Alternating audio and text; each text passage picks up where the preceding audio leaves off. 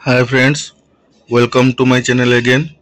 आज एक important video जो थे आमर रिसेंटली काली मु आपण मानू जनईली कि सीबीजेड पीसीएम पीट रे गोटे न्यू केस आड होता।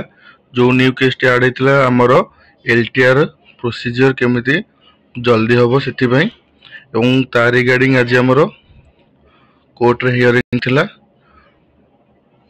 चलतु से कोर्ट रो वीडियो आपन को मु किछि देखाउछि। देखंतु ये थिला हमर कोर्ट परिसर रो दृश्य।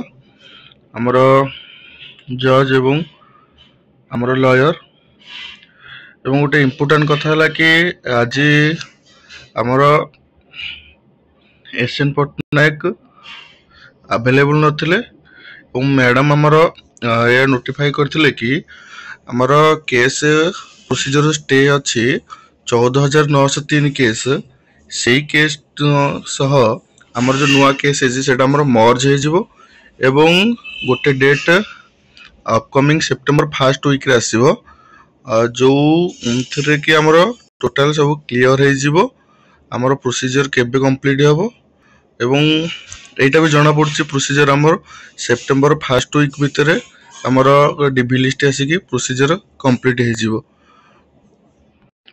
जो 14,903 केस एपर्यंत हियरिंग रे लिस्टिंग हेनी सेटा मे भी आमर अपकमिंग वीक रे लिस्टिंग हे जिवो एवं आमे प्रोसीजर ठीक ठाक भाव कंप्लीट हो। तो case regarding video T complete देखिबा पय हेले हम टेलीग्राम चैनल रे जॉइन करंतु।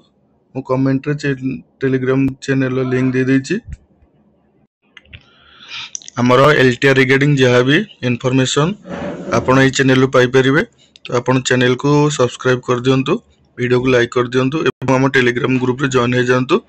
न्यू अपडेट पाइबे एवं गोटे इम्पोर्टेंट अपडेट हमर आर्ट्स पिला माने मध्य एकाठी हो गलेनी।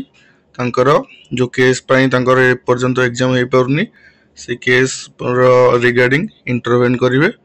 तो आर्ट्स पिला माने जे माने अछंती मध्य आपण ग्रुप रे जॉइन हो जांतु एवं केमिति हमर जल्दी जल्दी प्रोसेस कंप्लीट हो समस्त सहयोग करंतु। धन्यवाद।